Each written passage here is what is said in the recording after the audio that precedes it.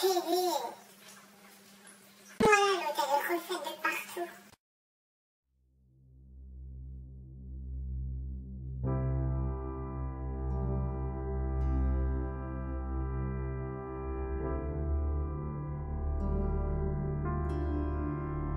Et non, j'ai pas choisi d'être trans.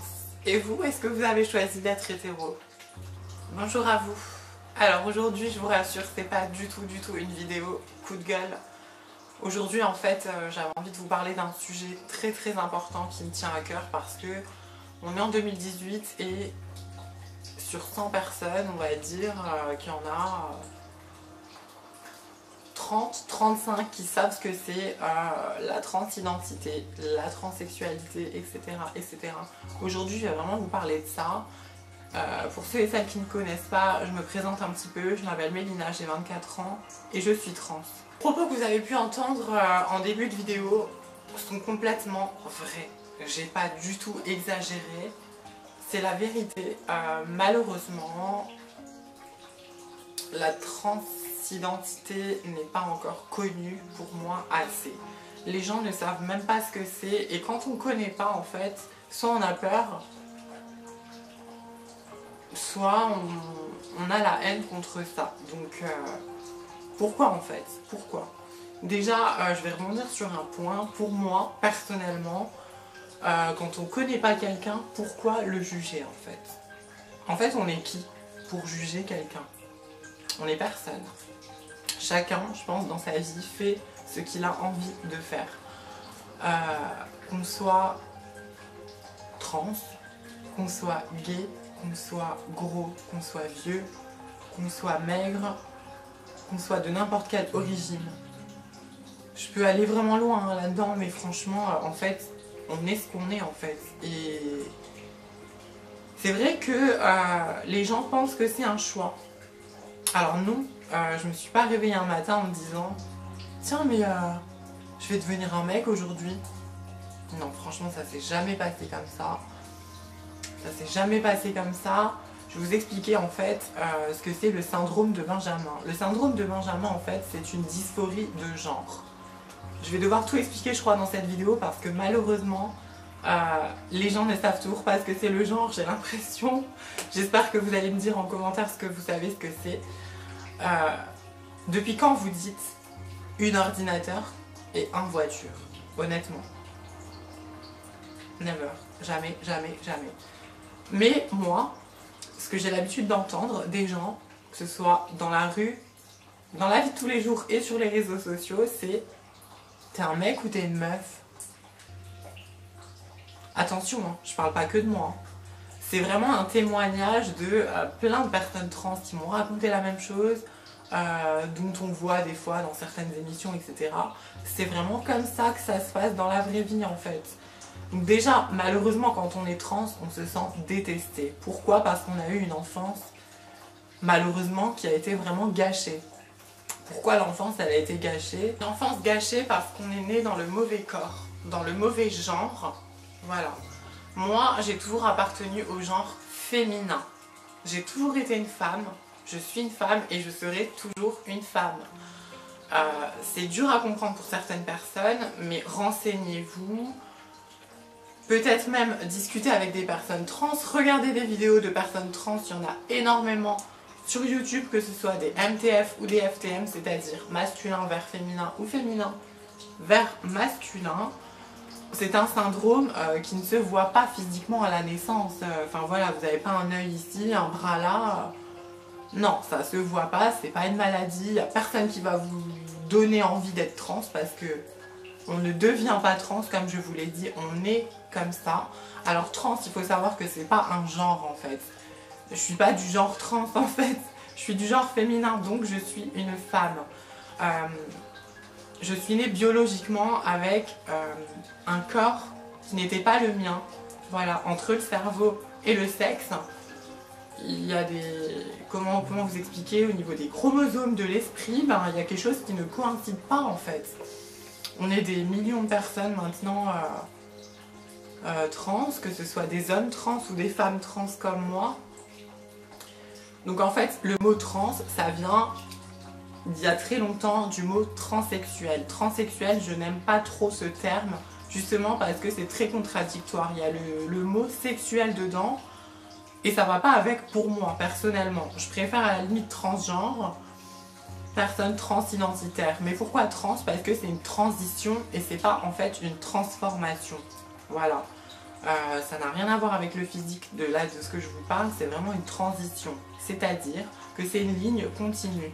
Il va y avoir une prise d'hormones, voilà, de l'œstrogène pour les femmes trans et de la testostérone pour les hommes trans, qui va nous modifier notre corps, qui va faire comme la puberté d'une jeune fille ou d'un jeune homme. Voilà, et donc du coup après il y a des opérations de chirurgie esthétique et des opérations de chirurgie reconstructrice. Bien évidemment, ce sont des opérations qui ne sont pas obligatoires. J'entends beaucoup de gens qui disent, comme je vous l'ai dit tout à l'heure, malheureusement, t'as une bite ou t'as une chatte. Ok, je prends en compte ta question. Déjà que c'est pas facile d'être trans, honnêtement, comme je vous ai dit, l'enfance bâclée, où il y a des moqueries parce qu'on n'est pas comme tout le monde, parce qu'on est différent, et la différence, comme je vous ai dit, soit c'est l'ignorance, soit c'est la haine. Donc c'est compliqué en fait, c'est vraiment difficile. Et qu'on soit homme trans ou femme trans, les gens ont une curiosité mais énorme. Pour ma part, souvent pour les femmes trans, ce sont les mecs qui te posent la question. T'as une bite ou t'as une chatte? À quel moment en fait moi je viens te dire, et toi, t'es circoncis? Elle fait combien de centimètres? Mais vous vous rendez compte? Alors honnêtement, qu'on soit ouvert d'esprit ou pas, on peut avoir aucun tabou et parler de tout. Mais souvent ce sont justement les hommes qui me demandent cette question. Pourquoi? Parce qu'ils sont attirés par moi et qu'ils veulent savoir s'ils peuvent prendre leur plaisir. Donc ça c'est une forme d'égoïsme en fait. Moi je trouve, sincèrement. Ce qu'on a entre les jambes, ça ne nous définit pas. À quel moment une femme c'est un vagin? Une femme c'est pas un vagin. Une femme elle a un vagin, peut-être, oui, certes. Mais à quel moment en fait une femme c'est un vagin? Je suis pas du tout d'accord avec ça, je suis quelqu'un de très féministe et ça m'énerve limite quand j'entends ça. Une femme en fait c'est quoi? Une femme ça a des valeurs. Une femme ça a une personnalité. Une femme c'est quelqu'un en fait. Voilà, il y a un humain, il y a un cerveau derrière tout ça. Il n'y a pas qu'un sexe sur des pattes quoi. Vous voyez ce que je veux dire? Et c'est dommage de réduire quelqu'un à un sexe ou réduire quelqu'un à une voix. Je vais vous donner un exemple. Une personne trans, une femme trans comme moi, qui a une voix grave, par exemple, et qui n'arrive pas à adoucir sa voix pour son bien-être personnel à elle, parce qu'elle le fait pour elle et pas pour les autres, bien entendu. On peut pas dire c'est un homme parce qu'elle a une voix grave, en fait. C'est honteux. Chacun est comme il est, encore une fois. Je vais revenir sur le sujet de jugement. Tout ce qui est discrimination, racisme, ça existe énormément aujourd'hui. Les gays, les lesbiennes, ils le subissent encore aujourd'hui, mais je pense que c'est largement passé par rapport à la transidentité. Un homme trans, malheureusement, oui et non, c'est comme ça, va se faire moins insulter qu'une femme trans. Parce que les gens, la société, vont moins se rendre compte physiquement qu'avant, cette personne, c'était une fille. Vous voyez ce que je veux dire? Alors qu'une personne, une femme trans, j'ai du mal à trouver les mots, mais les mots sont tellement importants, je vous assure. C'est pour ça que je rebondis vraiment sur les mots.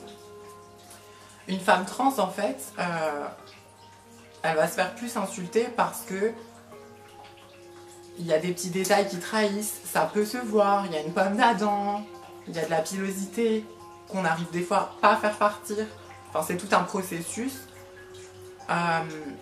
Il y a des femmes trans qui veulent garder leur sexe masculin. Il y a des hommes trans qui veulent garder leur sexe féminin.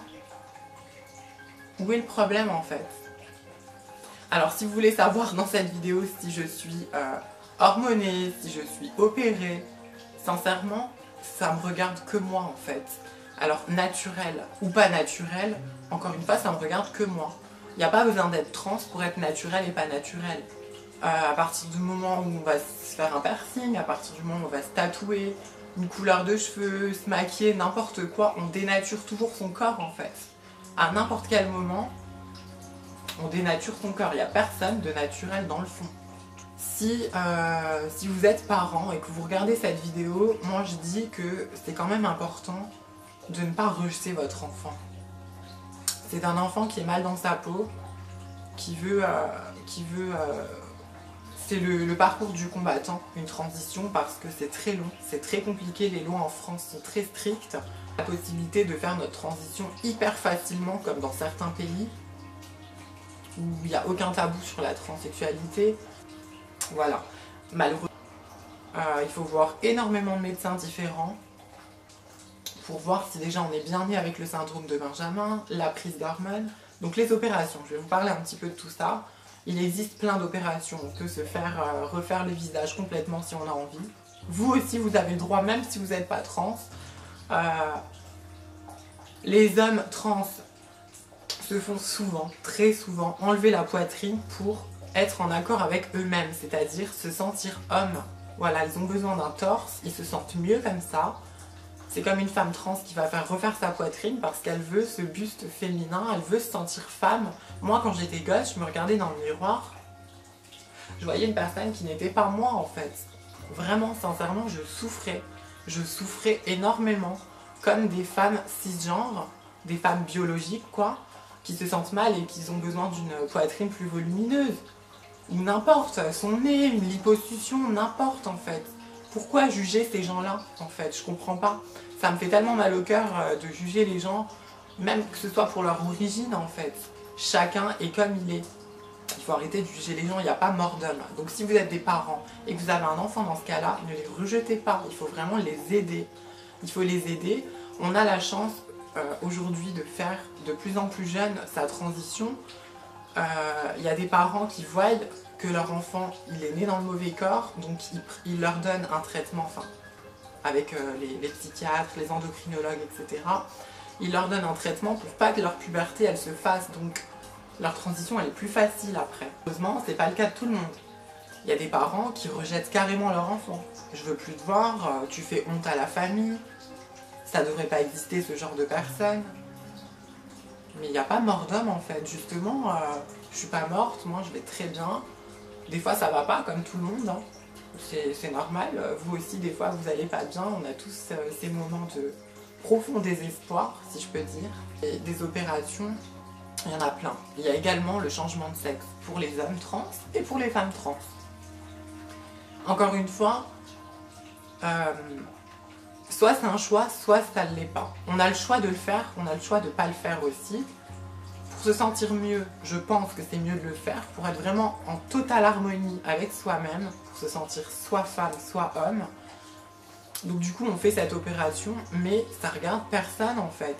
Souvent, les gens veulent savoir ce que vous avez entre les jambes, mais ça ne vous regarde pas du tout. C'est mon intimité, c'est sous la ceinture. Pour parler des relations amoureuses en couple et être trans, qu'est-ce que c'est?